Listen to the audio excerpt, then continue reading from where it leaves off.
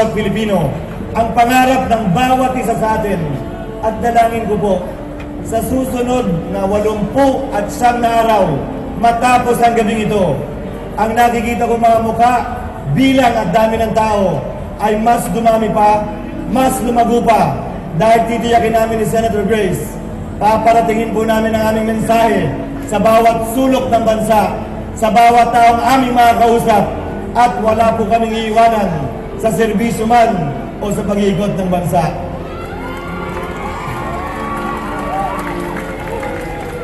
Lumalalim po ang gabi. Alam ko po, lahat tayo naghihintay para sa talumpati ng aking Pangulo, para sa talumpati ng inyong Pangulo, para sa talumpati ng susunod na Pangulo ng Republika ng Pilipinas. Karangalan ko po, tawagin at simulan ang pagpapakilala ang susunod na Pangulo ng Republika ng Pilipinas, Grace po!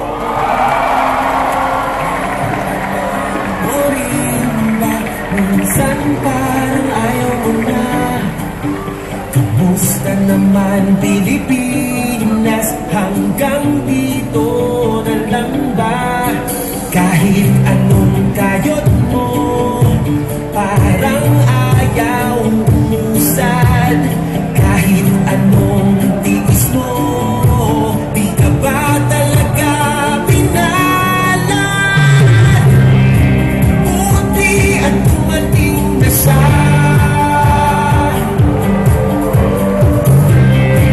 Buti may nagpaalala. Samahan natin si Grace po, sabayan natin si Grace po. Walang aayos sa Pilipinas, hindi tayo mismo. Walang iwanan kay Grace po. Yan ang gobyerno may puso. Wag tayong mag-iwanan. Ayusin natin ang Pilipinas.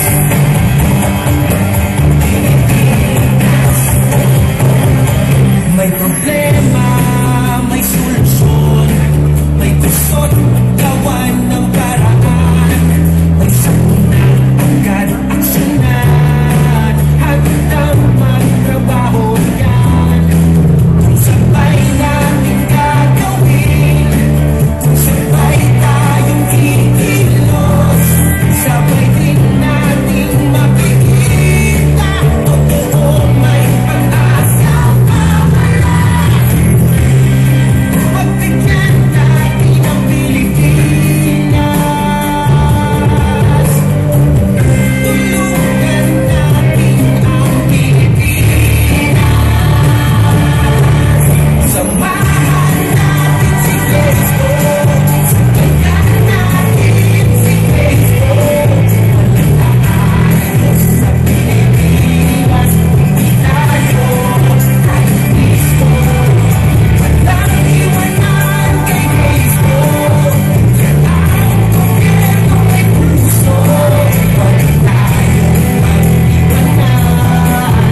Ayusin natin ang Pilipinas. Pagkakataon, umalis mo sa pagkakita sa trabaho. Kaya magligtas lahat tayo sa gobyernong may puso.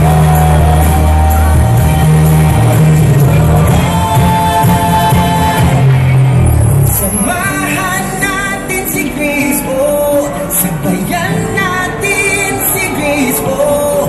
Walang aayos sa Pilipinas, kundi tayo mismo.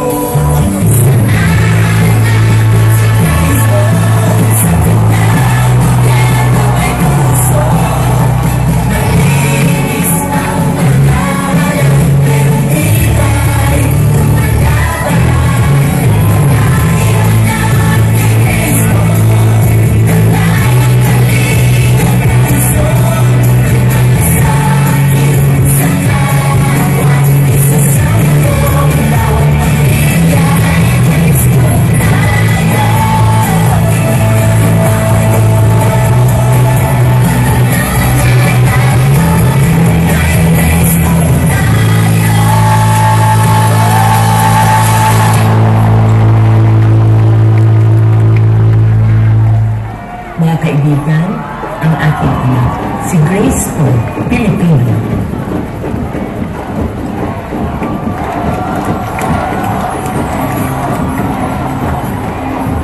Sa aking nanay, sa aking pamilya, sa aking mga taga-suporta, mga kaibigan at may parehong paniniwala sa ating parehong layunin, sa ating mga kababayan sa Luzon, Visayas at Mindanao.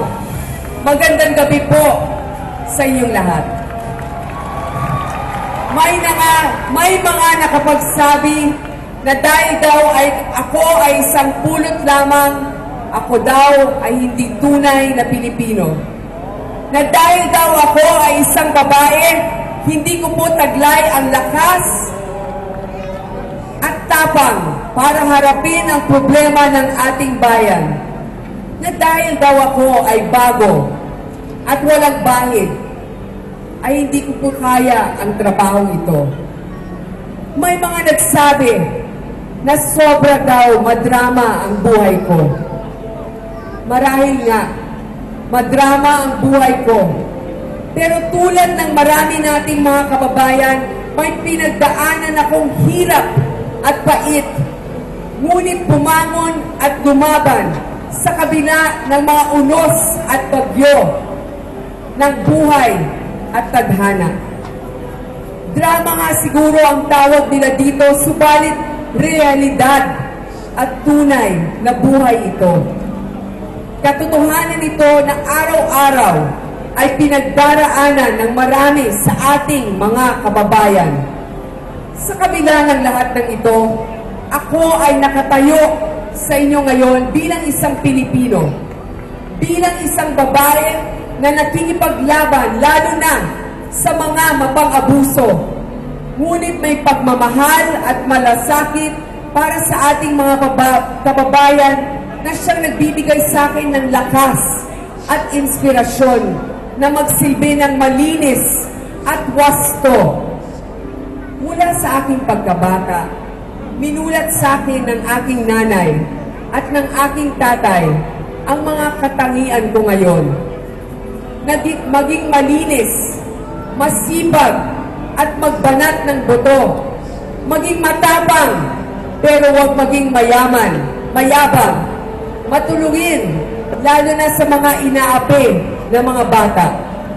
Gamit ang mga prinsipyo at katangiang ito, ako po ay tumatakbong Pangulo upang ipaglaban ang mga pangangailangan ninyo. Kayong mga ipinanganak na dukha at salat sa yaman. Kayong mga may kapansanan at karamdaman. Kayong nagbabanat ng buto pero di sapat ang kinikita. Kayong mga bata na tulad ko na walang kinagisnang nanay. Kayong mga may mahal sa buhay na kinailangan mangibang bansa at tiisin ang init ng disyerto at ang lamig para lamang matugunan ang pangangailangan ng pamilya niyo. Kayong mga dinigipit ng mga mapang-abuso sa gobyerno.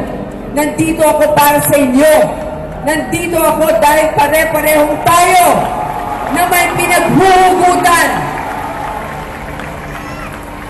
At pare-pareho tayong hindi sumusuko. At patuloy na nangangarap at nagsisikap na mapabuti ang buhay ng ating pamilya at ng ating bayan. Mga kababayan, nagsimula po ang kwento ng aking buhay sa isang simbahan. Kaya minarapat ko rin na sa tapat ng simbahan ilunsad ang susunod na kabanata ng ating buhay. Sabi ng aking ina, anuman ang aking gagawin, natapatan ko ang bawat butil ng pawis, ang bawat tulo ng pawis ng dasal. Kaya dito, sa makasaysayang lugar na ito, sa harap ng bayan, sa mata ng Diyos at ng poong Nazareno, inaalay ko sa inyo ang panatang ito. Ako po si Grace Po, ina, anak, Pilipino, buong puso at tapang na ipagtatanggol ang programa ng gobyernong may puso na ating itatayo. Mga plano ko para sa pamilyang Pilipino, ang mga mithiin ko para sa ating bansa at sa ating mga anak, at doon sa mga taong pilit dinudungisan ang aking pangalan at pagkatao. Handa ko rin ipagtanggol ang aking pagka-Pilipino ngayon at dito.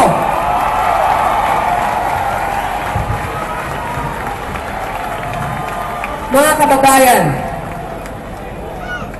parating na ang gobyernong may puso na magpapalakas sa ekonomiya para makapagbigay ng trabaho sa lahat.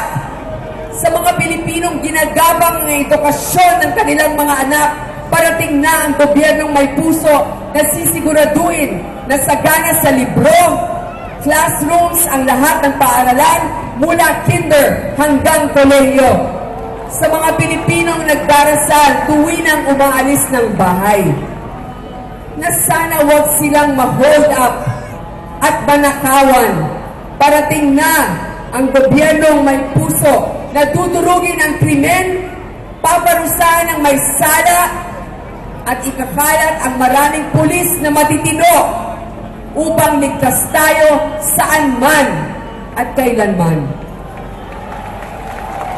Sa mga Pilipinong napawi na ang mga luha sa pamamalimos ng tulong para sa mahal sa buhay, sa kanilang mga may sakit, parating na ang gobyernong may puso na magpapamodernisa ng mga ospital na may sapat na doktor, gamit at gamot.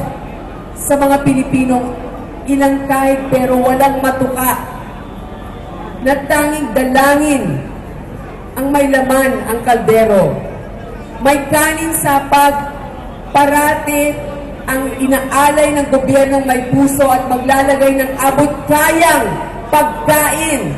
Kasama na ang pagkain ng lahat ng bata sa mga public schools. Sa mga Pilipinong matagal nang pasan ang mabigat na krus ng mataas na buwis, parating na ang gobyernong may puso na pagagainin ang inyong paghihirap at susuklian ng tama at wastong serbisyo. Sa ilalim ng isang gobyerno, bawal ang tong, ang opisina ay dapat hindi nangungotong at walang proyektong walang patong. Sa mga Pilipinong tinitiis ang kalbaryo ng traffic, hindi lamang dito sa Metro Manila, kundi sa buong Pilipinas. At ang haba ng pila sa MRT na palagi na lang tumitirik. Parating na ang gobyernong may puso na hindi pabaya, na ang tugon sa problema ay solusyon at hindi sisi. Sa mga Pilipinong nasa kanayunan, naluha na lang ang ipinandidinig sa lupa dahil walang tubig. Dumarating na ang gobyernong may puso na magbibigay sa inyo ng irigasyon, kalsada at mga ayuda ng pataba at kagamitan para sa mga magsasaka. Sa mga Pilipinong kumakatok sa langit, kasama na ako dito upang humingi ng katarungan, sapagkat minsan sarado ang pintuan ng hustisya. Nandito na, parating ang gobyernong may puso na pantay ipapatupad ang batas, ipapakulong ang abusado, mayaman man o nasa pwesto, kaibigan man o kamag-anak. Ito ay totoong kailangan magbayad, ipagtatanggol ang mga inaapi at ipaglalaban ang mga OFW saan man sila sa mundo. Sa mga Pilipino na ang pananaw, reliyon o estado sa buhay ay nasa minorya. Silang mga biktima ng diskriminasyon, mga lumad at katutubo, mga LGBT. Parating na ang gobyernong may puso na buong igagalang ang inyong mga karapatan.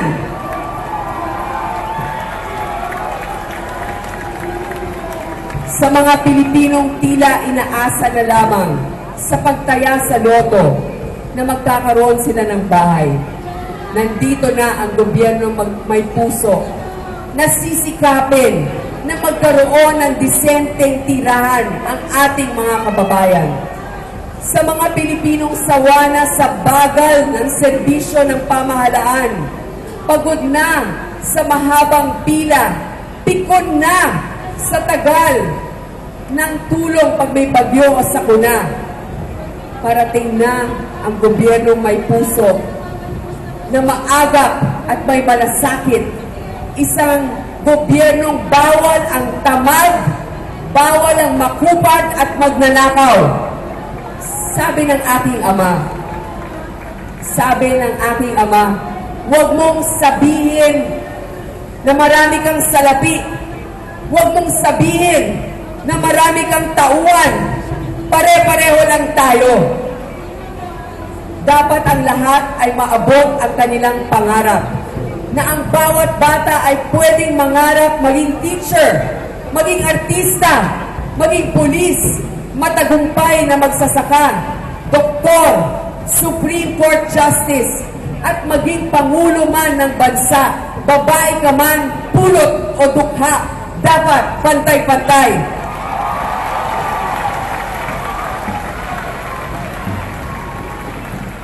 Puno na ang salop ng kahirapan.